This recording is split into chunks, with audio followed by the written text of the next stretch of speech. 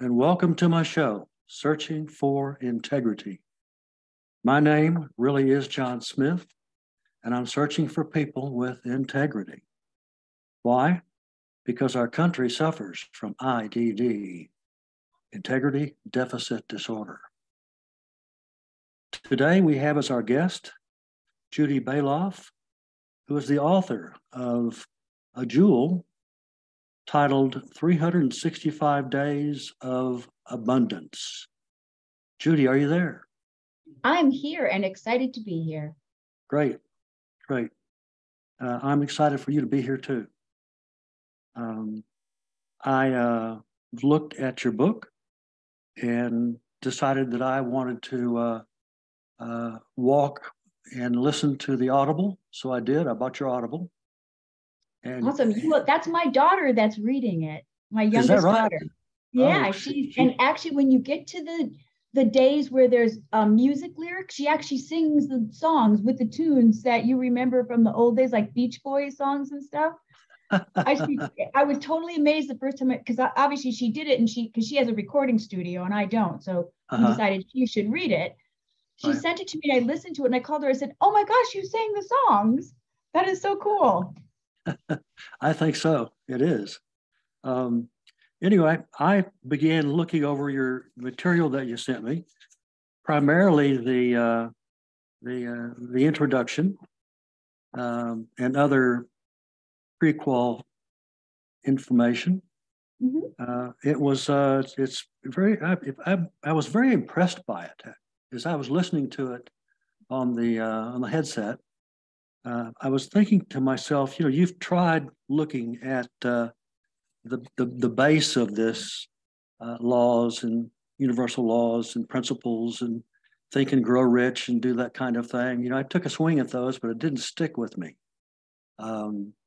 What I was surprised with is that your book, in terms of what you're doing, you've got it's a major switch for me. It's a blend. It's a blend that just allows you to listen to part of it, and just continue with it and going on. So I'm really impressed with that. Well, I actually feel the same way about my own book. My husband and I read it every morning together. And it just is the right blend, as you said, of some law, principle, quote, scripture, affirmation, whatever you needed that day. You can kind of pick the piece that you really needed. Right. No, that's true. You've got some items here, story ideas.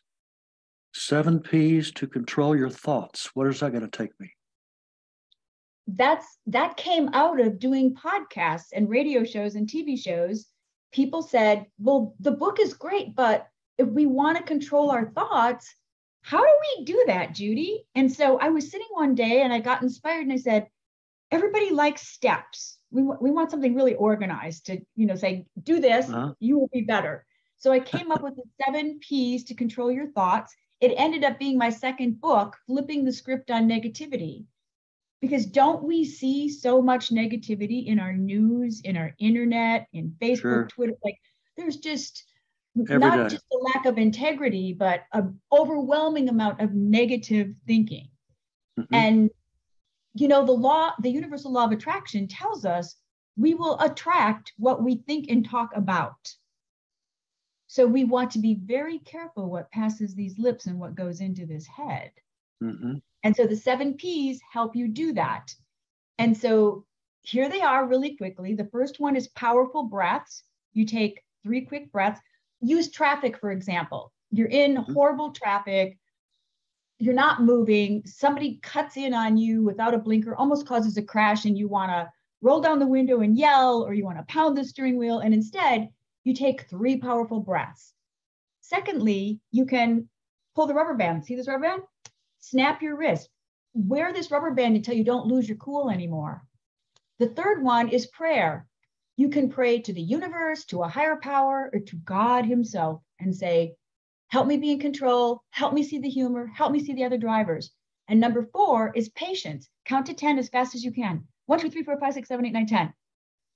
Now the last 3 positive mental attitude, pattern practice, and paradigm shifting are kind of like projects you need to work on.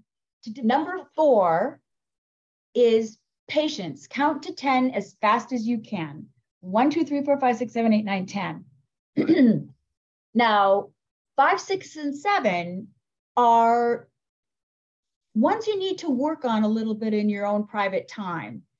Number 5 is positive mental attitude. And if you've been a grumpy, complaining person your whole life, you're going to have to do some definite steps to develop a positive mental attitude. And I have suggestions in my little book I wrote, so I give you some help.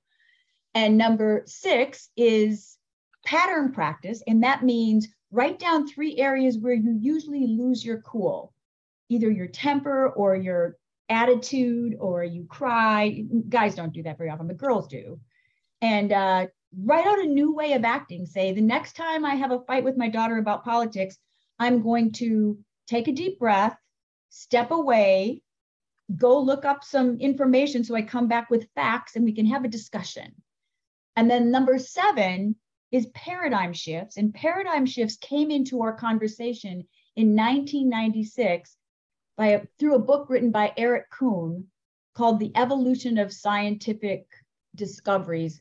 I think I have the title screwed up a little bit, but it was a book all about paradigms. And he said paradigms are what we form through decades of information that we let go into our subconscious mind, and they form habits and beliefs that make us run on autopilot. Now, one of those is a good paradigm. Have you ever driven to work or to the grocery store and you can't remember how you got there? Sure. You're like, oh, I don't even remember doing this. Well, that's a good paradigm. It saves you time and work. But many of the paradigms are bad paradigms when, don't you notice that a lot of people go around complaining all day about the weather, about their spouse, about their job, about their boss, about their house, about their, just complain. And Eric says, we need to shift those bad paradigms and find a new way of acting by controlling our thoughts. So that's the 7 P's to control your thoughts. Flip the script on negativity. That's fantastic. I'm surprised with that. I'm impressed with that. I was looking at the secret lies in the 12 universal laws, 13 principles of success, and wealth from Napoleon Hill's Think and Grow Rich, and of course, the Holy Bible. And you will enjoy this, John. The inspiration for writing this book came, my company had signed us up for a class from Bob Proctor, who just passed away this last January, and he was my mentor. And I was in a master class with him, and he agreed to write the foreword to my book, which I don't know if you see on Audible, but he wrote the foreword to my book right before he passed, actually. He wrote it in November, and he passed in January. And I woke up one morning and said to my husband, David, you know what? Because I grew up in Sunday school. And I said, the 12 universal laws and Napoleon Hill's 13 principles and the Bible are all saying the same thing. Somebody should write a book and put them all together so we could easily access them. Sure. And then, of course, God tapped me on the shoulder and said, why don't you write the book, Judy? So I did. That's an enormous task, but you've done it. I did. It took 8.5 months. And one of the principles of Napoleon Hill's teaching is self-discipline. And I tell you, I'm not a morning person. I don't get up, to see the sunrise every day. I'll do that on vacation or Easter Sunday morning, but otherwise I don't care. And I called my youngest daughter, who's an editor. She edited the book and did the Audible, and said, Taylor, if I'm going to write 365 days of posts, how many would I need to write a day to finish this book in time for Christmas? This was January 7th. And she said, you'd have to write 3 complete posts every day with the Bible verse, the right Bible verse that goes with the law or the principle, and the quote, and your reflection, and an affirmation. Totally done for all 3 days. And then send me a month at a time and I'll start editing. And I figured out I had a full-time job as a life insurance agent. That's been my career the last 5 years. And I realized I'd have to get up at 5:30 every single day for 8.5 months. And I did it. I did it on vacation. I did it on long weekends. I literally got, and the longer I did it, the more fun it got. I'd be so excited to see what door would open to find the story or the quote or the affirmation. Or, I mean, we were on vacation. This is how synchronicity works in your life when you are living a life connected to infinite intelligence through your thoughts. So we're driving around in Pennsylvania. We're on our first vacation during COVID. We stayed at this lovely Omni resort.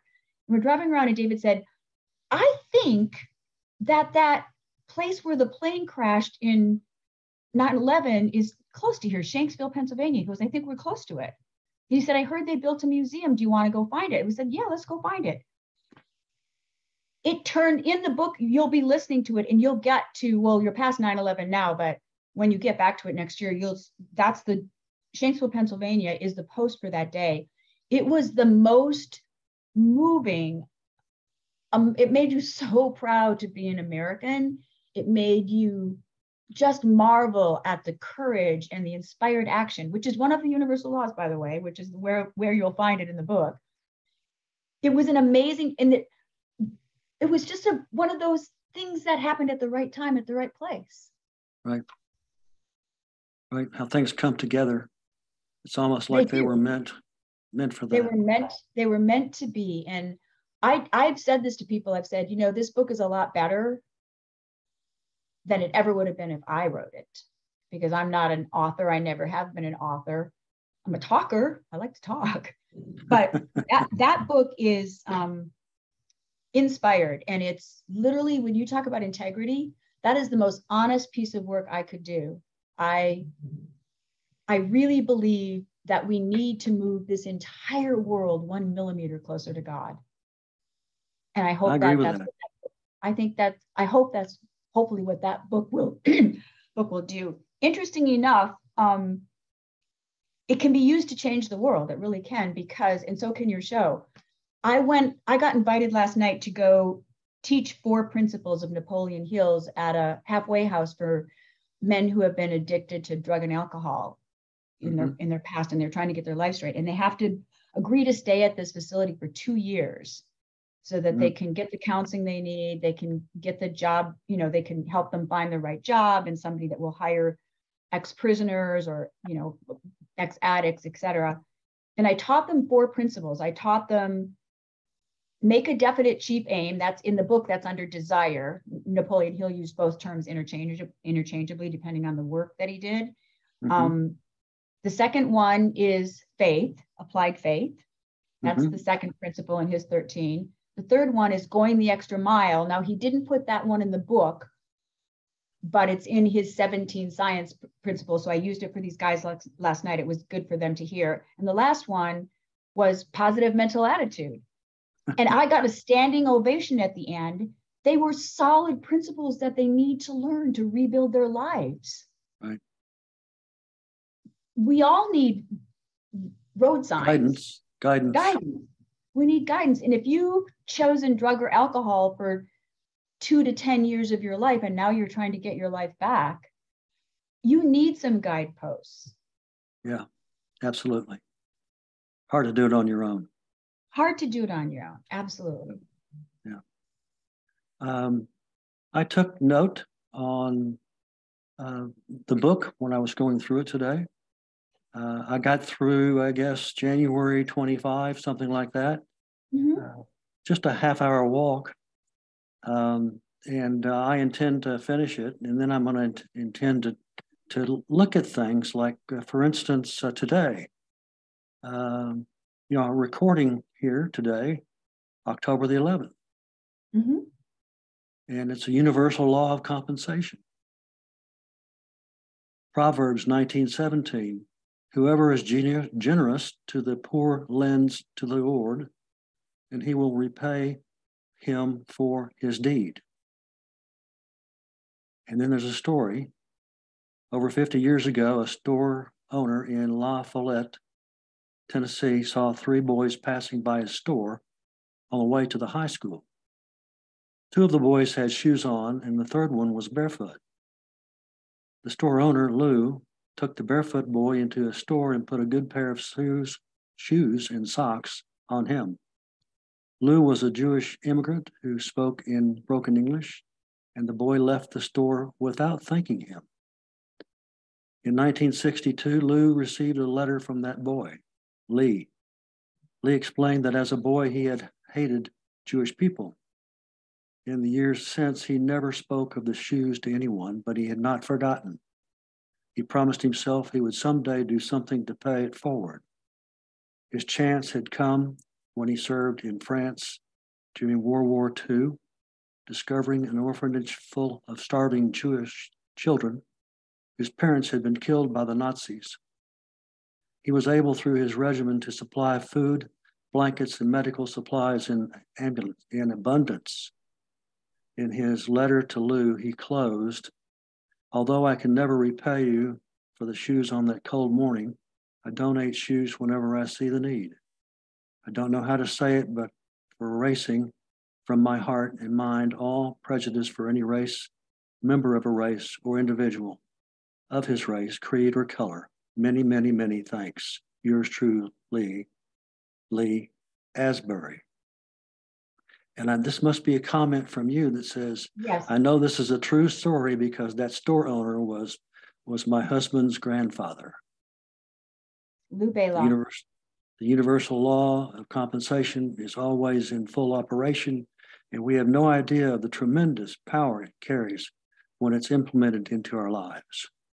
Today's affirmation: I am generous with my time, love, and resources in total faith that this will make the world a better place. October 11th. How you like October that? 11th.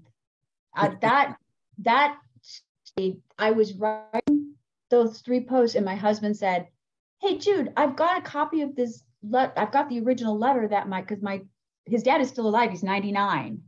Oh, he's whoa. Still around. Not his grandfather, but his dad. And his dad had the letter. It was his father who had the store. They had a family store. It was a clothing store, and that's why he had shoes to give the boy. And I just think you couldn't find a more perfect story for the law of compensation, because what Lou gave, he didn't get anything back from that day. The boy didn't even say thank you. He could have said, well, that's how much good it does to be generous. Nasty kids, they don't even say thank you. That's not the heart he had. He was like, he gave, and he, you know what they say, receive without forgetting and give without remembering. And it's a good rule. It is you a good give rule.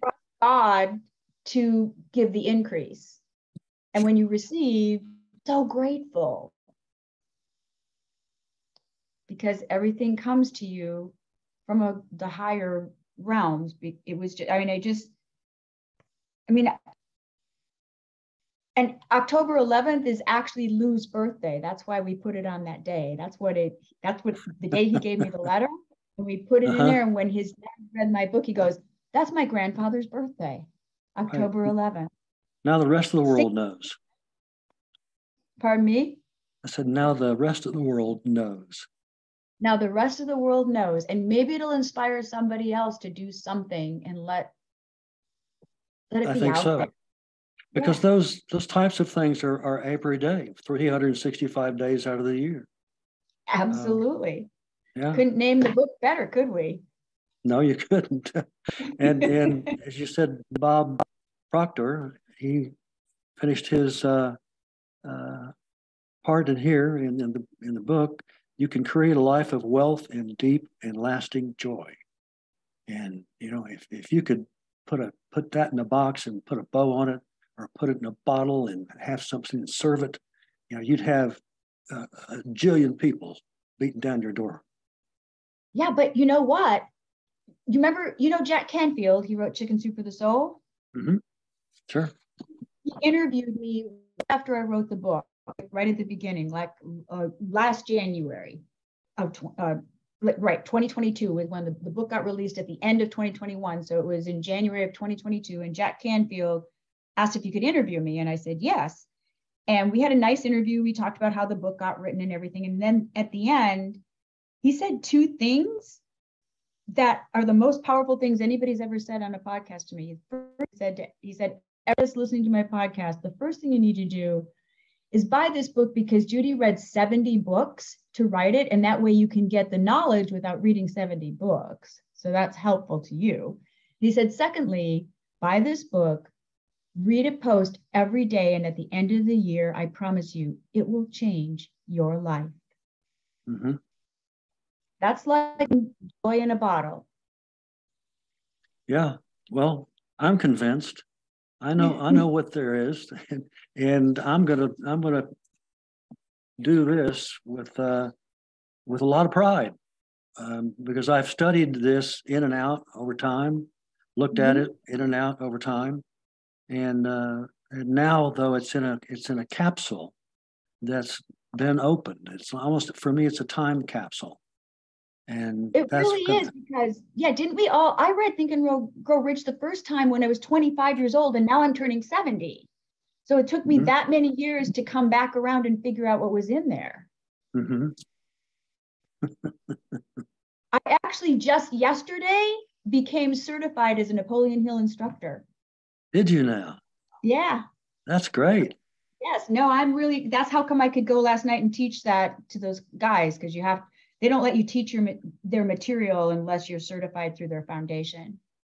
Wow. That's really something. I had all these accolades that I wrote down and underlined. I realized how much this book had already changed my life. I couldn't wait to share it with the world. That's you. It changed my life in that 8.5 months. I was sitting at my desk writing it was the day I wrote the 9/11 post about Flight 93. And I bought one of those big coffee table books while we were there, the stories of all and everything.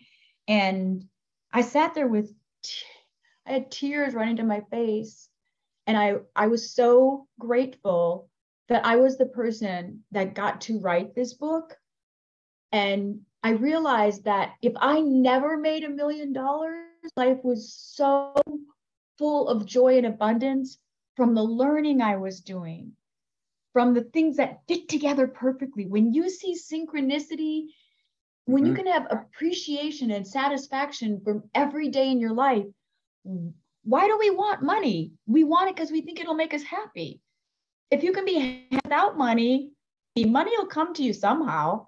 I can't figure it out. God will figure it out. But it was amazing. And that's why the book was named that, 365 Days of Abundance, not 365 days of money or power or success. Abundance. Abundance is a word that means peace and joy and gratitude, to be alive, to be able to talk to each other and rejoice in men and women that we can stand on their shoulders, because there's nothing new under the sun. All I did was, and Napoleon Hill said this when I took the certification course, they have old tapes of him teaching the classes. And he said this one day, don't any of you be thinking I'm anything all that special. He said, all I did was interview 500 titans of industry and take everything they said and put it into a system of learning so that you can get it tonight. Right. And that's all I did. Is I took all these pieces from all over the world and from back 2,000 years in history. So I went and researched where the universal laws started, how they came to us. And so we stand on the shoulders of those that went before us and say, thank you. So it's been an amazing journey, I have to tell you. Well, you're the lucky one. I'm like, I'm the one that gets it. I actually figured out I have to write a second 365 book.